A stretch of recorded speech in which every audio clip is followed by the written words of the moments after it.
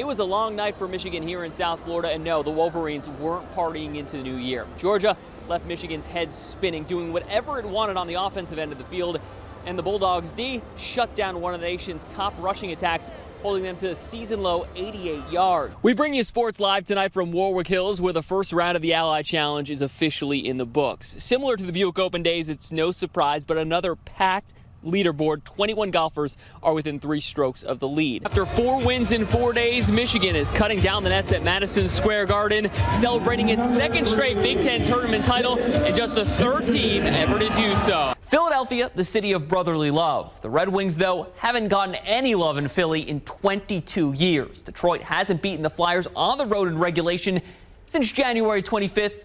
Of 97. Michigan is looking for its first bowl win since 2015. That game also in Florida. It was the Citrus Bowl, but this time around it's a much bigger stage in the Orange Bowl with a trip to the national championship on the line. The Pistons are the only team in the Eastern Conference that hasn't won a playoff game in the last 10 years. Mind you, they only made it twice. Flint native Miles Bridges stayed for his sophomore season because he wanted to win a national championship. That road starts Friday as Michigan State looks to get out of opening weekend for the first time in 3 years, and the Spartans hungry after an early exit in the Big Ten tournament. If you look at this rivalry as of late, Ohio State has dominated. They've won 8 straight, 15 of the last 16 games, but in a game like this, none of that really matters. We all remember John Beilein last season with his Super Soaker. He must have forgot to pack it in his bag to Wichita because last night he pulled out the block and poncho with a pair of goggles to celebrate the Wolverines' 2nd straight trip to the Sweet 16. While it was a tough end for Detroit, it was a happy homecoming for Matt LaFleur.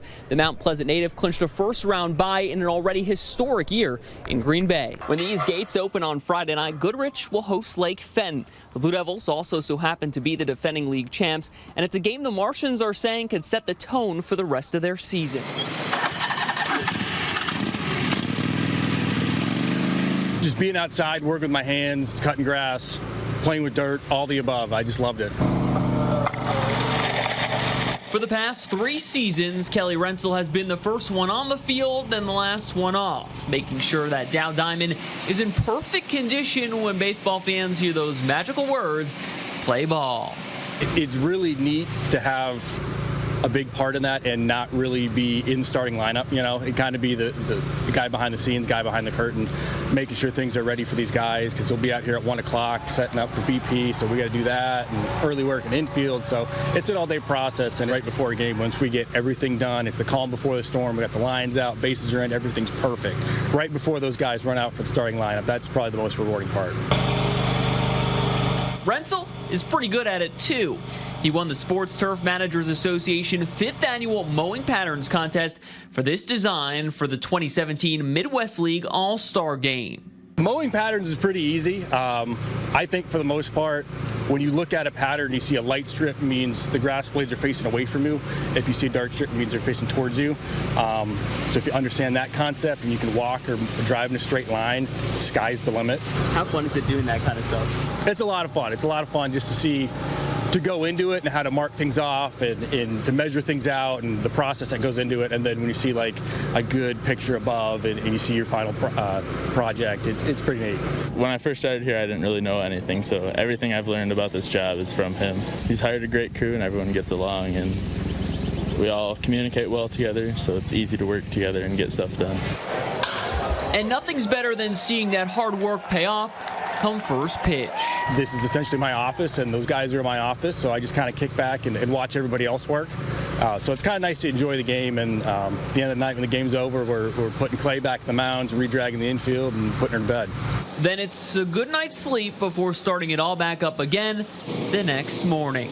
It was the season that could have been for Flint. The Firebirds clinched their first playoff berth in 3 years while rewriting nearly every record in franchise history. Flint won't get to compete for an OHL championship this year, but head coach Eric Wellwood did build a winning culture, something he knows extremely well.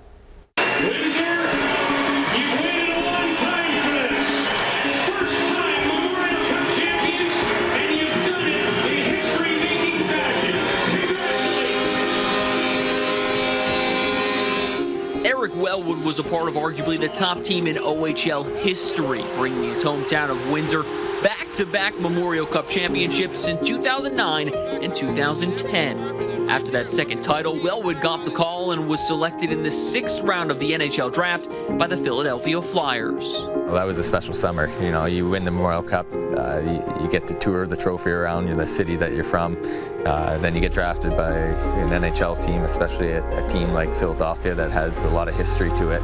It's something where it just seems that everything was falling in line. It wasn't long before Wellwood cracked Philly's roster. The 6th rounder found himself in the Flyers lineup that October, making his NHL debut. It was very nerve-wracking. You know, again, like I said, you don't feel like you belong, even though leading up to that point you feel like you should be there until you get there. Then you see some of the names that are on the ice and you go, wow, these are some special players. You know, it's something where you realize that you're a pretty lucky person and nobody could ever take that away from you. While Wellwood spent most of that season in the American Hockey League, he got his chance a year later. The Windsor native had 9 points in 24 games for the Flyers, but the following season brought the NHL lockout, leaving Wellwood frustrated and back in the AHL. It's a difficult mindset because you felt like you've arrived, and I think that's a good lesson for anybody that's playing sports, and I'm sure all the greatest athletes will say this: you never arrive. You always got to continue to prove yourself, and as a young kid, you know, you feel like you dropped down a league that you've already, you know, surpassed, so it's mentally a little bit tougher to get out and perform, but at the end of the day, those are the skills that you have to develop and, you know, be a lot more emotionally and mentally strong. Take me back to that day on April 7th, 2013. You were right here on the ice when everything kind of went wrong. Yeah, it was one of those plays. It's killing a penalty. You know, typically the way that we were playing in that system, I had to hold the blue line as the attacking power play was coming at us.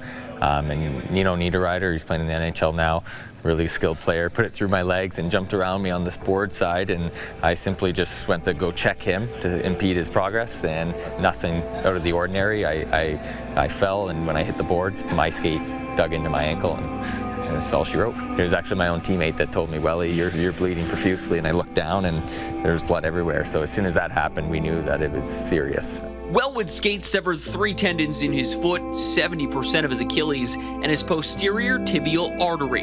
He was minutes away from fatal blood loss, but got to the hospital just in time. His injury meant he would never lace up these skates for a game again. While his playing career is over, Wellwood wouldn't change a thing. He says it actually gave him a new outlook on life. It makes you cherish your days, you know, a lot better. You don't take too much for granted anymore. You know, it was a tragic event that happened, but at the same time, I've come out the other side a lot stronger and a different perspective on life. And I think I'm fortunate that that event did happen, and I've learned so much from it that you know, it's making me the person I am and helping me continue to grow into a person that I would like to be. Part of that, inspiring the next generation of young hockey players.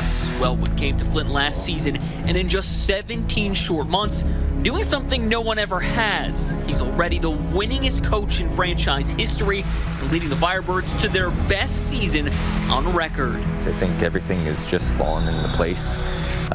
You know, I've never sought coaching jobs before. They just seem to come.